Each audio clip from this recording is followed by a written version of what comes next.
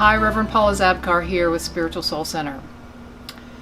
Anderson Cooper interviewed Amber Ruffin on CNN, and she's a comedian on SNL. She's a witty, funny woman, and she was sharing her stories about being black in America, being a black woman in America.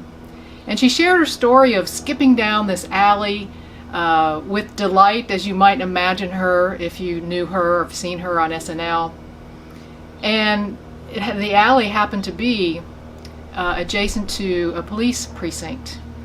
She was stopped at gunpoint, held at gunpoint for skipping down the alley, and it wasn't until the police officers realized that she was with a white person, a white man was driving the car that she had gotten out of to go into her friend's house and get them for dinner. It wasn't until they saw him that their entire demeanor changed. In an instant, they went from pointing guns to being okay. And when Anderson Cooper asked her about what white people might do during these just tumultuous times, she said this. She said, white people need to stay uncomfortable. White people need to stay uncomfortable. And I agree. We need to stay uncomfortable. We need to listen and believe the stories that we're hearing. We need to recognize our own white privilege. Not be ashamed of how we up to now haven't fully grasped what it's like for those of us who live in the world who are not white. Not to be ashamed of that, but to understand it and to start acting out as if we understand it, to become more clear about what is actually going on in the world, to make an effort to understand, to further educate ourselves, and to act and to speak and to protest and to stand up. Shame and pity don't solve anything. Understanding does that. Shame and pity are irrelevant, unnecessary. But understanding is what will make it happen. In the process of listening to understand, we will be uncomfortable, white people. We will be uncomfortable, and so be it, is what I say. New ways of being rise out of discomfort. New ways of life rise out of discomfort. We need to get used to, white people, we need to get used to being uncomfortable with racism and its impact on people of color.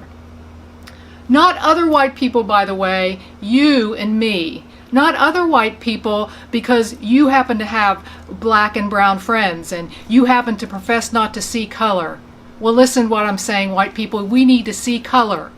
I want to see color. I want to see color and know that I can love you for the richness that you bring to the world. I want to see color and feel your pain. I want to see color and know there is a struggle there, one that I can't understand. I want to see color and understand more of what I don't know. I want to see color and I want to listen. I want to see color and I want to put down my righteousness and my opinions and my self-congratulations that I am not a racist. White people, we need to see and respect color. We need to acknowledge it, the culture of color, and admit that there are two worlds. There's a white world and there's another world. There's a world of privilege and there's a world of not that. Here's the Christian call, really. I want to read you from Matthew briefly. Here, from Matthew chapter 5, starting at verse 39. But if anyone strikes you on the right cheek, turn the other cheek as well. And if anyone wants to sue you and take your coat, give them your cloak as well.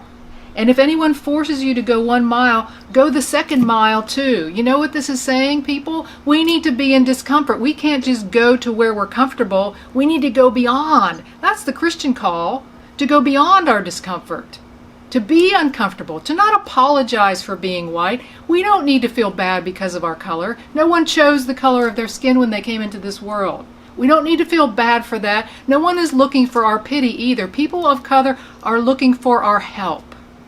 They're looking for our strength. They're looking for our heart and our compassion, for our brotherhood and our sisterhood. People of color are looking for us to walk beside them, with them. And I say, let's offer that. Let's offer that.